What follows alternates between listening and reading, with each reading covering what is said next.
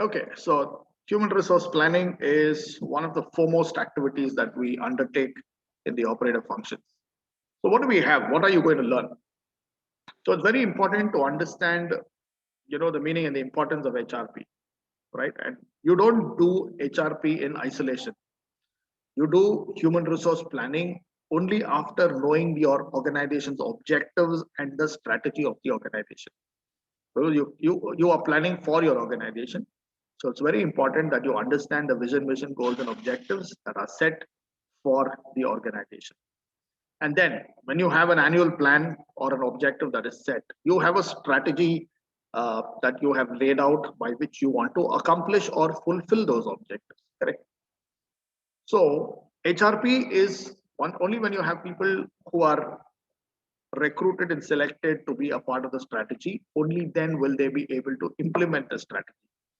Only when your strategy gets implemented will your organizational objectives get accomplished within that specified period. So it's very important that HRP goes along with the organizational objectives that are set for the firm. Third aspect is when we plan for an organization, we're also predicting a lot of things in the future.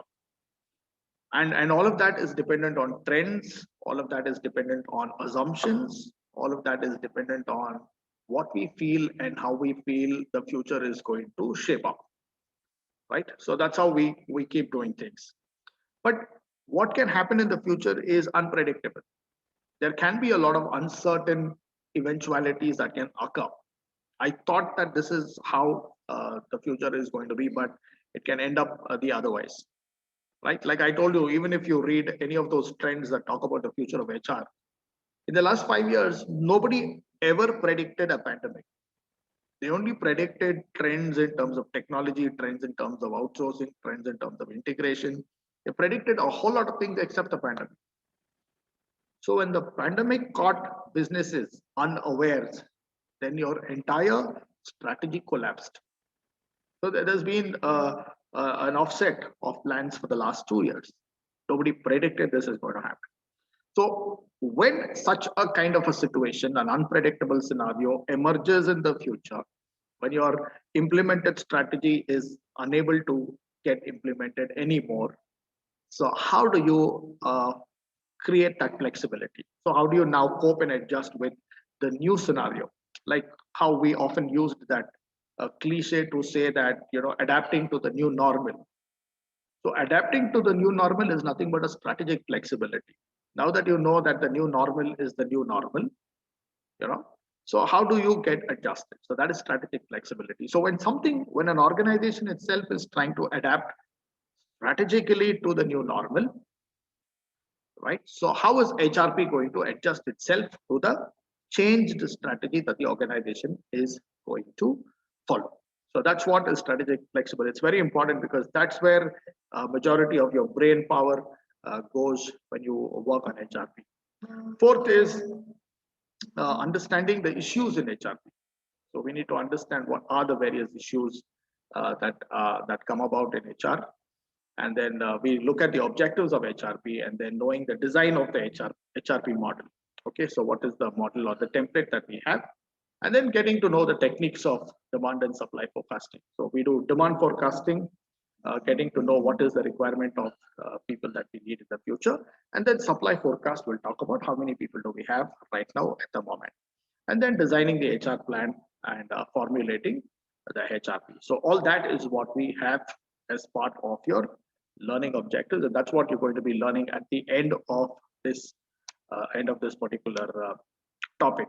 So at the end of the topic, you must become familiar with all of this. So what is HRP? So like how many of you rightly said, HRP is the process of anticipating. So you're planning or predicting, anticipating and making provisions. So what are provisions? Making provisions is making plans for the movement of people into. So movement of people into is hiring, recruiting and selecting people who are going to come into your organization. So that's one thing, one aspect of HRP. Second aspect of HRP is managing people who are already there in the organization. So deploying them through promotions or through deployment or change of roles or through transfers. So how are you managing your people within the organization? And then also ensuring that there are people who are also leaving the organization. So there are, individuals, employees can leave the organization because of their own personal reasons, or because the organization feels that they are unproductive, or they have not been doing jobs according to the expectations of the organization. So HRP looks at three things: people coming into the organization, people working inside the organization, and then people going out of the organization. So all the three scenarios are very important when we have to manage and ensure that we always have the right number of people working in the organization. So its purpose is to deploy these resources as effectively as possible, like how one of you very rightly said. So we need to manage HR resources effectively. So we don't just plan for the number of employees, but we're also planning to make sure that they're all going to be working productively and ensuring that they are delivering to the results. And this we do to make sure that we anticipate labor shortages, right? So you anticipate labor shortages is when you don't have enough people to implement your strategy. So that is what I meant when I said you have less number of people than the number that you require. This is called a labor shortage. So we need around 25 people, but we just have around 12 people right now. So we are short of labor, so we need to go and hire. That is called understaffing or a labor shortage scenario. Or sometimes you might end up having a surplus. Now, what is a surplus? Because of the changed circumstance, your strategy has changed. You might end up having more people than what you require. This is called overstaffing. You have more employees than what you require. So what do you do with them? So you need 25 people, but you're having around 32 employees in your organization right now. So you don't know what to do with that excess number. So how do you manage a situation where you're short of labor, and how do you manage a situation where you have a surplus of labor? Right? So you got to keep that in mind. Second, HRP also needs to consider the affirmative action and the equal employment opportunity aspect that I spoke about. Because when you're hiring, you have to make sure that you're hiring to ensure that you are giving equal employment opportunity to everybody who is applying on the basis of merit. So how are you accommodating women? How are you accommodating minorities? How are you accommodating differently abled employees, first generation candidates, candidates who come from the countryside or from the rural side? So how are you managing a diverse workforce into your organization, and then ensuring that they also become a part of your workforce, and how they also contribute to the strategy and goals of the organization? So HRP is very comprehensive, where all of these considerations have to be borne in mind. It's not just about picking somebody and putting them on the job. There are many considerations that we've got to keep in mind when we are comprehensively carrying out an HRP successfully. Right. So how do we achieve fit? So what we mean by the fit, right? So you have a business environment. So every industry and every organization operates in a business environment. So all of us understand. So business environment comprises of forces that are politically influenced, economic forces also operate in the business environment, and there are socio-cultural forces that operate in the business environment. We have a technological trend that operates in the business environment. Then we have ecology, climate change, some of those things. So these are the changes that are taking place in the business environment. So when an organization formulates a strategy or sets goals to achieve it, what it does is it does an environmental scanning. You scan the business environment, and then you identify opportunities. So that is where very interestingly, we use this technique called the SWOT analysis. You do your strength, weakness, opportunity, and challenge. So strength and weakness is often identified inside your organization. It is in the internal environment, which is a controllable environment. So which means anything that you own and have in your organization, whatever you have in your organization which is under your control, is something that you can always work with, right? But the business environment has another layer which is called the external environment. So external environment is where you have the pestle forces, the political, economic, socio-cultural, legal, technological, ecological environment. So those are uncontrollable forces. You cannot change the political situation of a country. You cannot change the economic situation of a country. You cannot stop a technological trend, or you cannot change the way people are thinking and going about their consumer behavior. You have to study these trends, and you have to understand how your organization can identify opportunities in the pestle scenario, and then formulate a very good business strategy by which you will be able to cash in or leverage on the opportunity. Right now, having said that, now how do you connect your internal fit? So internal fit is your organization has a business strategy. So the internal fit is where you have to ensure that the employees that you have in the organization will align with the strategy of the organization.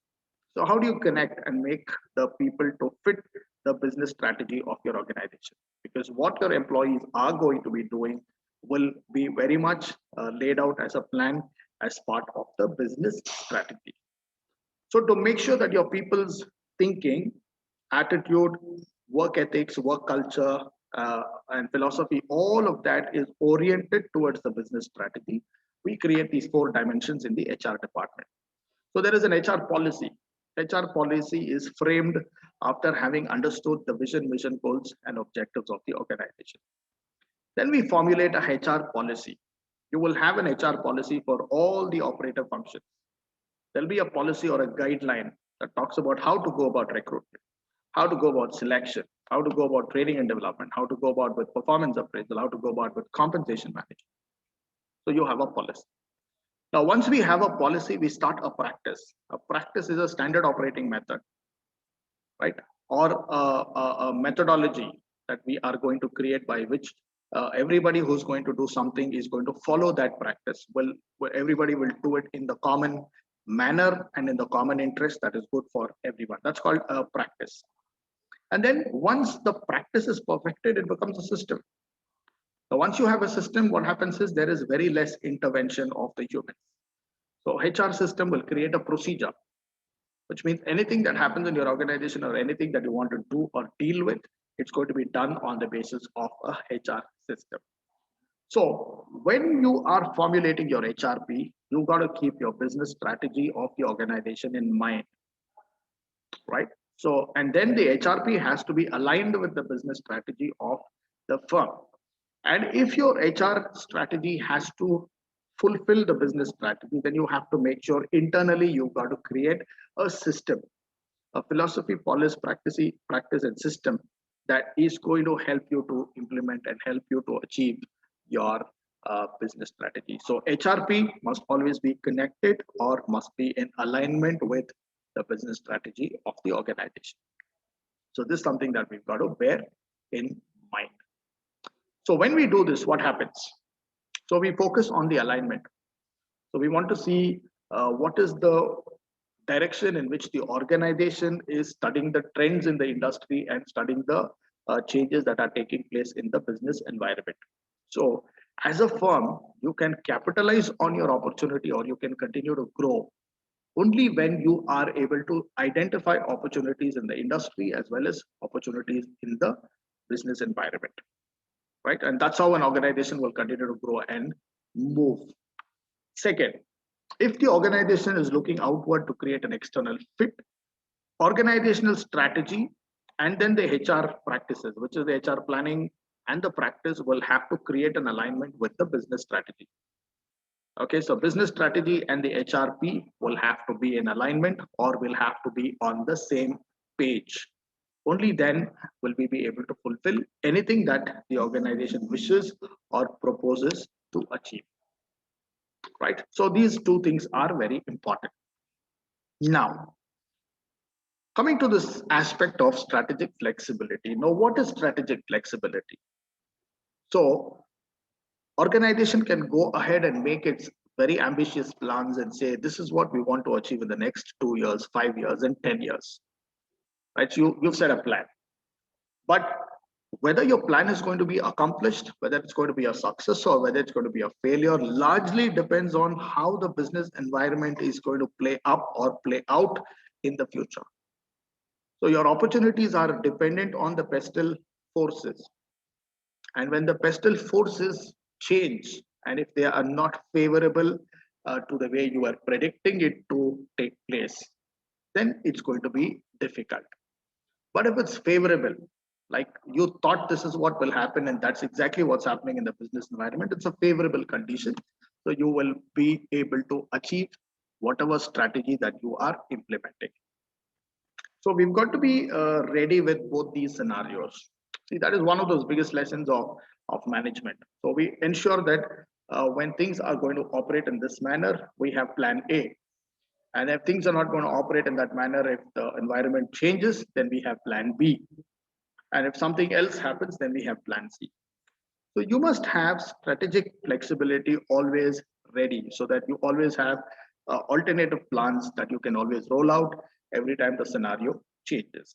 So in HRP also, you must be able to ensure that the strategic flexibility is very much in place. So what's very important there? What are the things that we've got to keep in mind? So when we talk about strategic flexibility, we've got to talk about organization capability, which means we are looking at what is the strength and what is the competitive advantage that the organization has. And where do we get this competitive advantage from? Competitive advantage comes from the strengths of the organization. So when you do your SWOT analysis, when you are creating a strength and weakness profile, strength comprises of all those areas and all those factors where your organization is extremely competent, capable, superior. Weaknesses are all those areas where you're not very good at.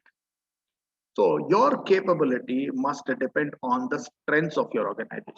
So whatever is your strength, use that when you're getting into a competition in the industry. So we must be able to roll out. So strategic flexibility must largely depend on our capability.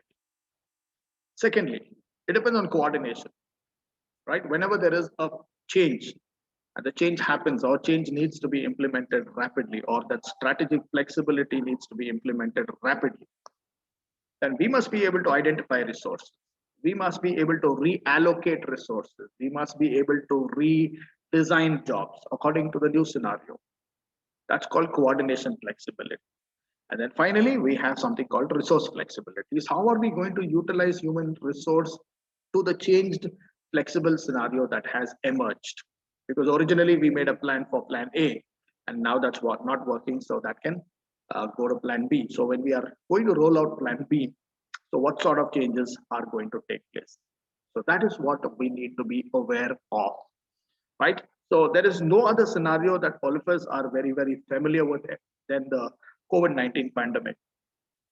It's been really, really unpredictable, right? So all of you know this.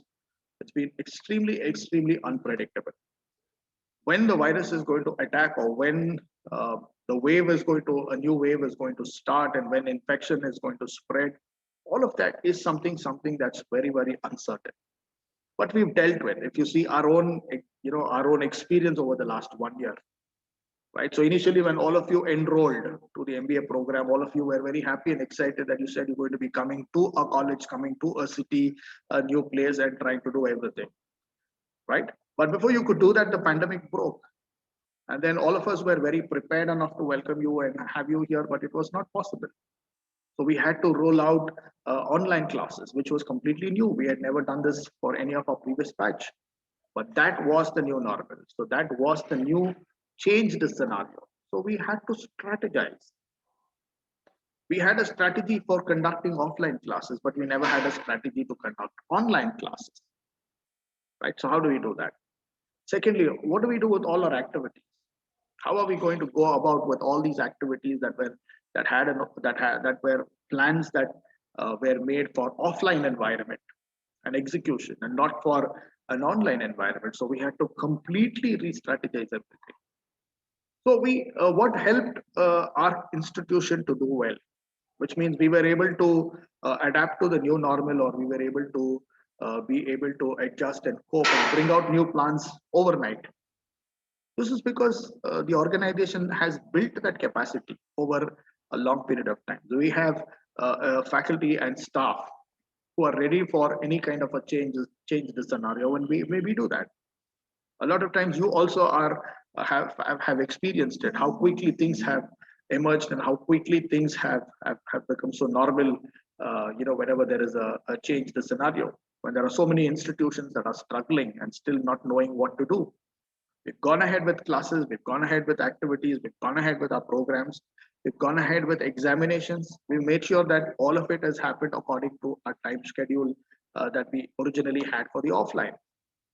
So nobody is suffering when it comes to a situation like this, but there are many institutions around the country who are struggling. So that's what you need to understand. So that is strategic flexibility. So when we brought out a new strategy, because the original one is not going to work anymore in the change the scenario. So here human resource flexibility also happened, right? So what did we do with our staff? How did we manage them? What kind of additional roles and responsibilities that they had to take up? So how resources were utilized? How coordination has happened? When everybody is remotely sitting and learning and teaching, how did we connect? So that is coordination flexibility. So that talks volumes of institutions or organizations that are prepared for a scenario, because it becomes easy for you to roll out whenever there is an uncertain scenario. So HRP is going to keep in mind, because you're planning for people, so you must know where to align and use them. So these are some of those other interesting elements or characteristics of HRP is what you can say. HRP is one of the foremost functions that you do alongside job design. When jobs are created on the basis of need and requirement of the organization, HRP is going to decide the number of jobs that are going to be, that number of employees that we require to fill those jobs that we have created. So these are primary activities. Only after job design and HRP can we move into recruitment, because no recruitment or no selection, no training, nothing in HR can happen if job design and HRP does not take place in the beginning. And those are primary functions. And all other functional HR activities, like what I mentioned right now, are all derived from the flow of HR. Which means only after you do job design and HRP can you do recruitment. Only when you do recruitment, you can do selection. Only when you have selection, you can do induction, orientation, placement. Only after you do all of this can you have training and development. Can you have performance appraisal? Can you have compensation management? Anything for that matter. So it's very important that you put in your best of your mind to make sure that you are designing a job and also designing an HRP strategy to perfection, because every other function can take place very smoothly or take place very easily when these two things are done. Third, it has its basis in the consideration of future HR requirements. So HRP is often very futuristic. We are going to look for what is going to emerge in the future. What sort of HR, how many employees, what sort of numbers that we require. We're planning for numbers now in terms of how many employees we would require, and in what jobs we require, in which departments we require, at what levels we require, and with what knowledge, skill, attitude, ability, and experience that we require in the future. So anticipating this requirement is very important. Along with anticipating the numbers that you require and the capabilities that you require in the future, you also have to keep in mind your current HR capabilities and capacities. So what do we mean by current HR capacities and capabilities? What we mean is with your existing workforce. There are already employees who are working in your organization. What is their capacity? What is their capability? Right? How are you going to utilize them for the future? Have you prepared them? Have you reskilled them? Have you upskilled them? Have you given them enough of opportunities and scenario platforms where they will know how to work on all those future trends that are going to emerge? You've got to keep the future requirement as well as the current capacity of employees that you have. Right? HRP is very proactive because it's about anticipating and preparing flexible responses for changing HR requirements. So that is where when as we just spoke about strategic flexibility, we also talk about human resource flexibility, HR flexibility, right? When the business environment changes, automatically the business strategy changes. When business strategy changes, strategy has to now become flexible. So HR strategy also will change, keeping in alignment with the flexibility that is required or implemented in the strategy. So both will have an internal and external focus. The external focus is that external fit of knowing what changes are taking place in the business environment and in the industry. And internal focus is trying to work on our capabilities, our capacities, our numbers, how the current strengths that we have, the current set of employees and their capabilities, how will that be utilized for the future when the scenario, direction, strategy, and goals are going to change. And that responsibility is what HR has to take up. Preparing employees and ensuring that they are ready for any sort of eventuality, any sort of opportunity that is going to arise or emerge in the future. So all of these are considerations, all of these are aspects that we've got to keep in mind. Okay, so when we do the strategic planning for the organization, right, HRP also is going to decide its plans. So we have to answer these questions. So what human resources are needed and what is available? So which means how many jobs have we created in the job design process according to the business strategy of the firm, right? How many jobs, right?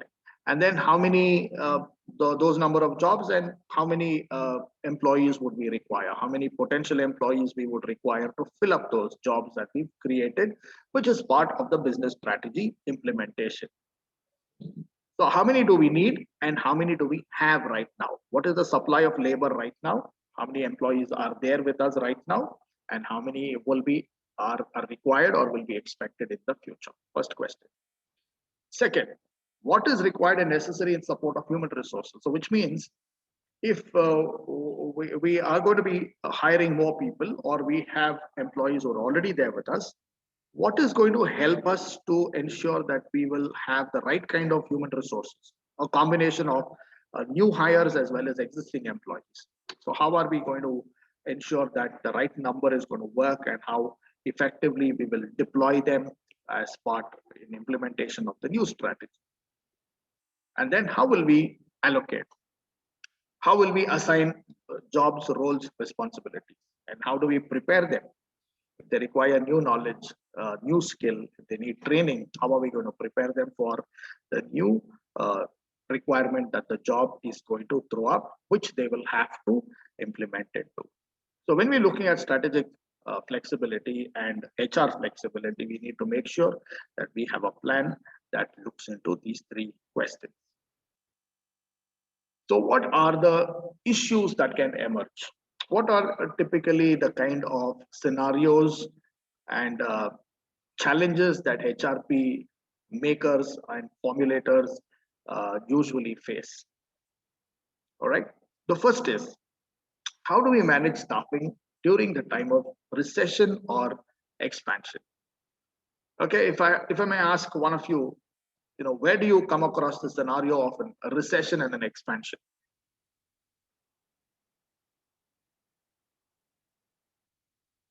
Alina Biju, if you can tell me, where do you come across recession and expansion? In which context? Alina Biju, can you hear me?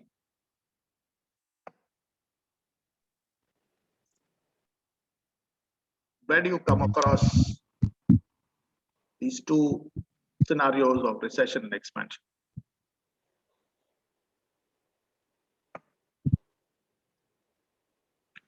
Anybody can, for that matter, anybody can answer. Sudhakar? Yes, sir.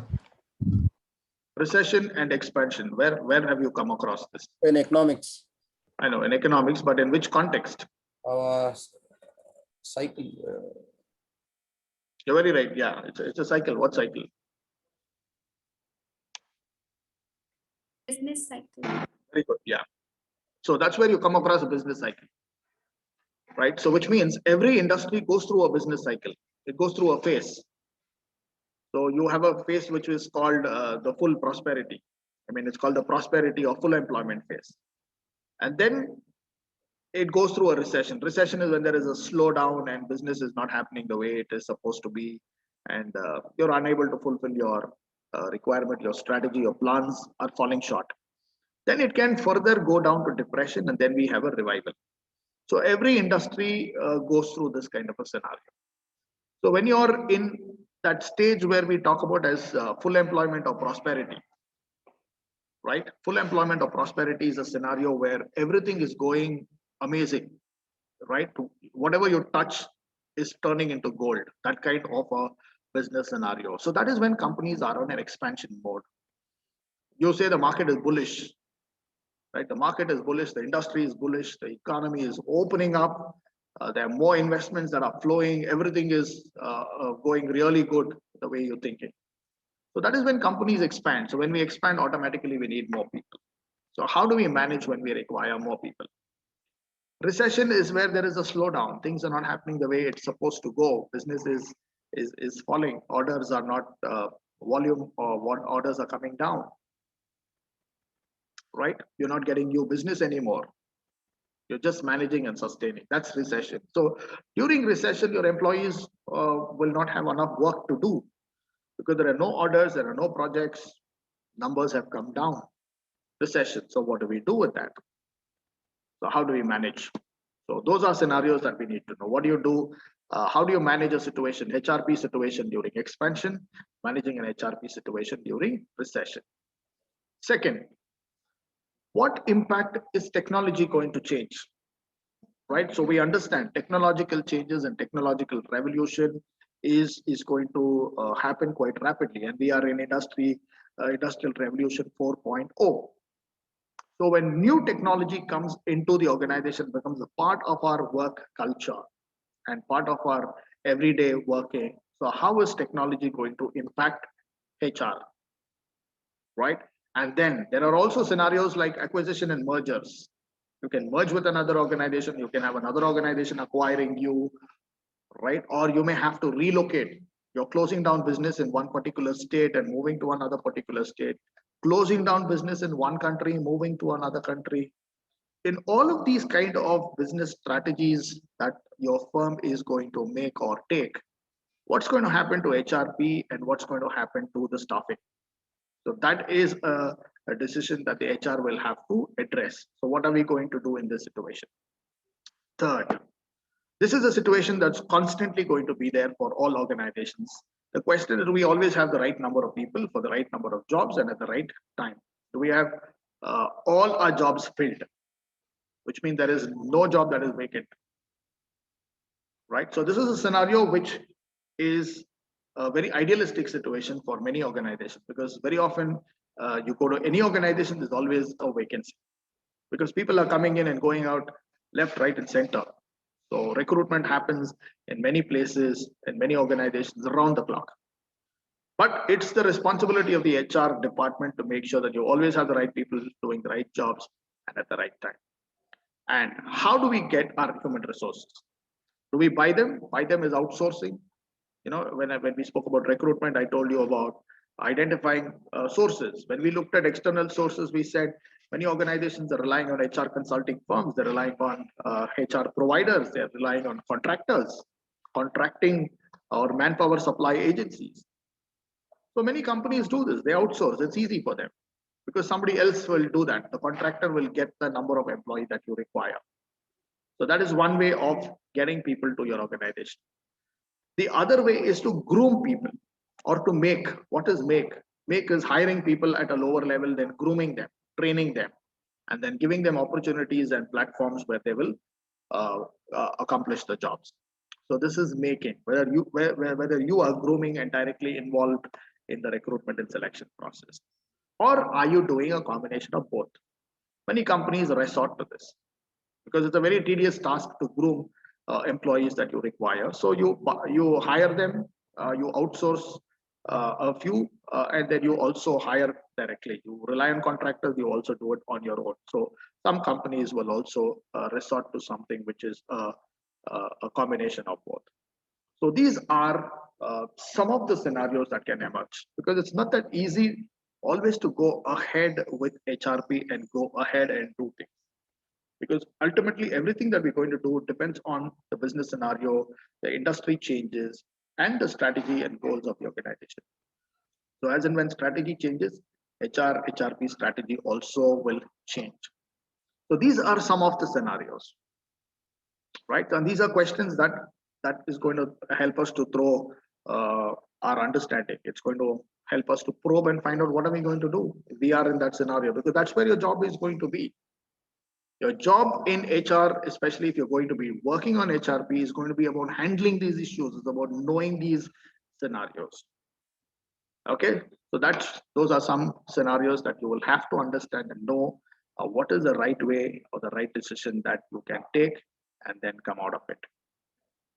Okay, so please remember this, and the article assignment that you're going to be doing is also very much largely related to these questions.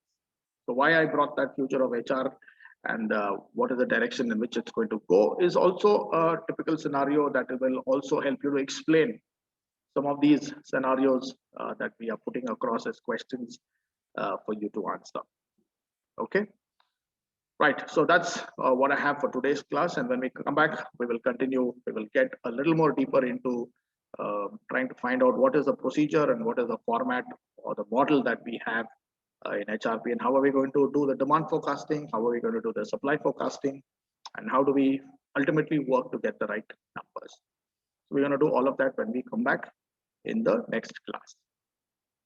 Okay, any questions before I close? Us to understand. So these are scenarios that we've got to keep in mind if we have to go ahead and do that. So what are the major objectives of HRP? So ultimately, given this scenario and context, and when you are planning to make sure that your plans are right, you have to make sure that you don't fall into these kind of situations, and also ensure that some of these objectives are fulfilled. One is to make sure that you prevent understaffing and overstaffing. As I told you, you must always ensure that you have the right number of people for the right number of jobs.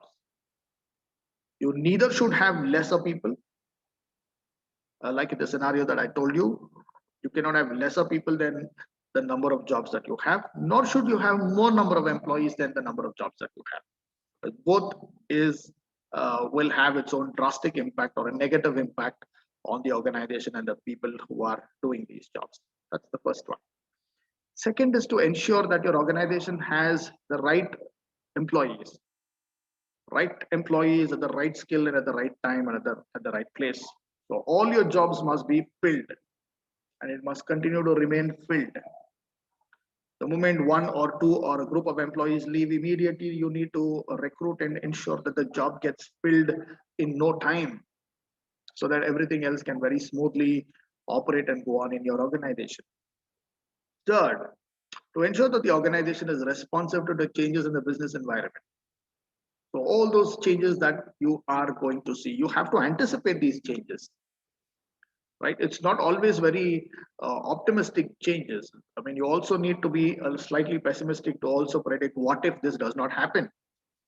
So be prepared. That is where plan A, plan B, plan C, plan D, companies have this. So the moment they read the scenario, and the scenario says it's appropriate for us to go ahead with plan D, immediately they roll out.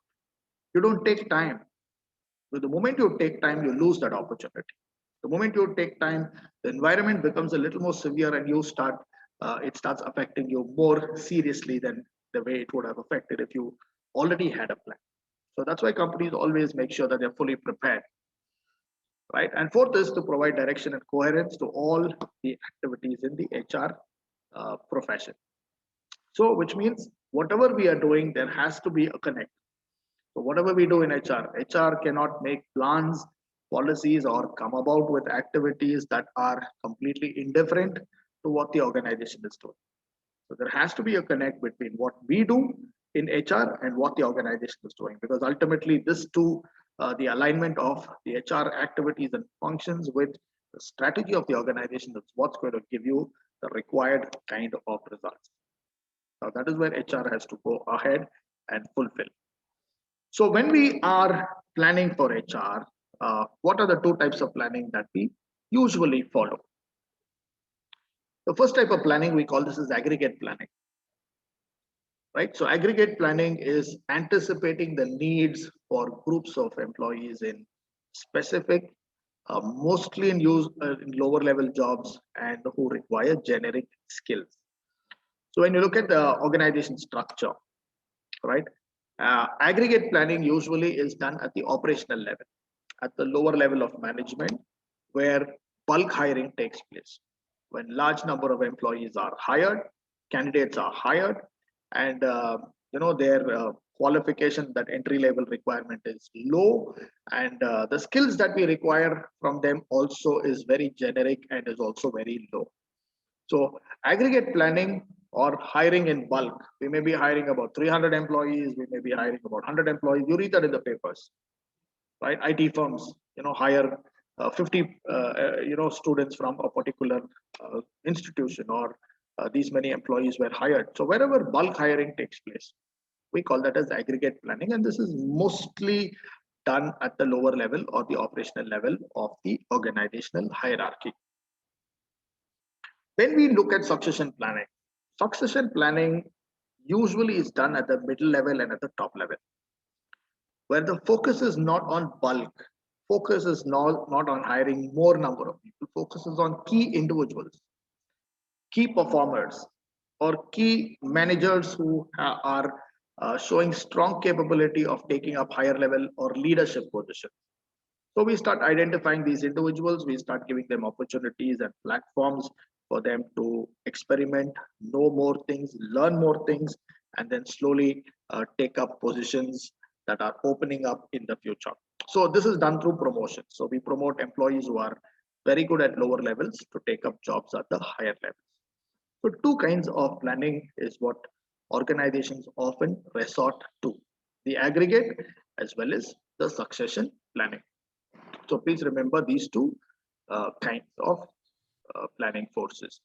And this is something that I already mentioned.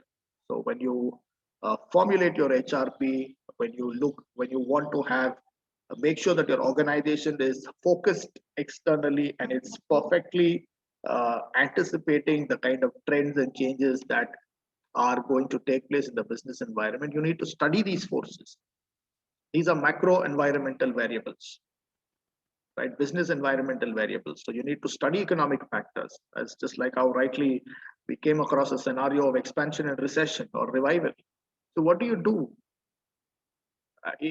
As an organization, you cannot expand whatever 100% efforts you put into expand at a time when your business cycle, your industry is going through a depression. It's only going to boomerang. You will never be able to do anything because it's you're operating in the uncontrollable environment.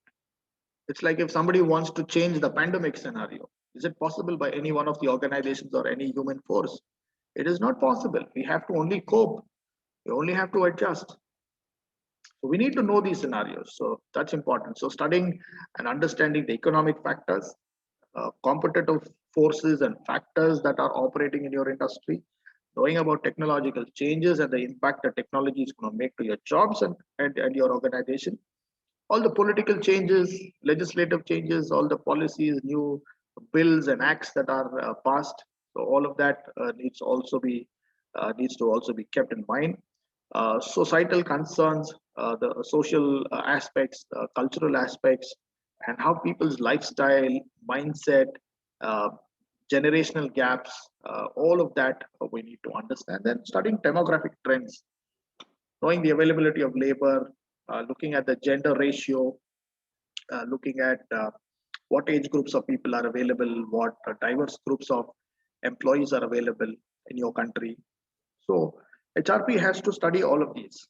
I mean, an organization studies all of this to formulate a business strategy, but HRP also needs to understand all of these factors so that we know that there is a proper alignment. Right? Organizations also conduct something called culture audits.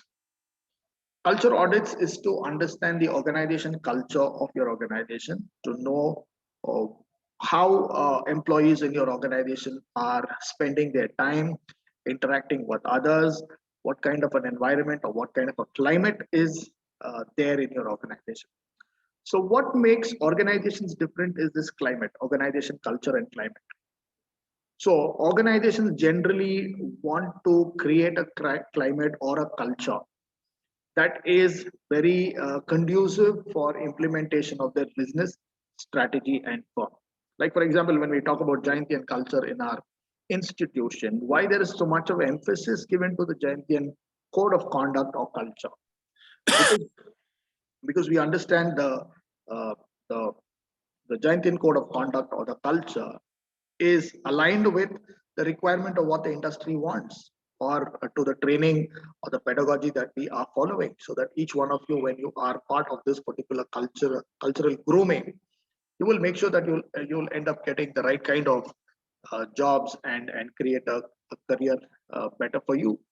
So it's very important to do these culture audits and make sure whatever changes that we need to bring into the climate and the culture, that's going to enable employees to do well in the organization, and the organization to do well in the industry, largely depends on this. And then we need to also understand the benchmarking process. Benchmarking process is identifying the best practices that you have in the organization, that you have created for yourself, or having those best practices that are followed by other organizations, so that once we are able to benchmark and do or match ourselves with the best organizations in the world, or match with best practice that we have been following, it only helps us to achieve what we want. So that's where HRP also tries to create a climate or a culture within the organization that supports the HR planning and strategy, and also supports the implementation of a strategy. So it's a huge comprehensive understanding of all of this that's very required, because you cannot do HRP independently of not knowing what the organization strategy is and what the business environment is talking about, right? So that is what this particular topic so far will help you to understand. So later when we come back, next class when we come back, we will look at the model. We'll look at the HRP model and then look at the various forecasting methods. How do we forecast demand, and how do we forecast supply, and then how do we ensure that we have the right balance of the right number of people doing the right number of jobs? That's the perfect situation. So how do we get to that situation is what we will get to learn when we come back in the next class. Okay, good. Any questions? Anybody wants to ask me anything?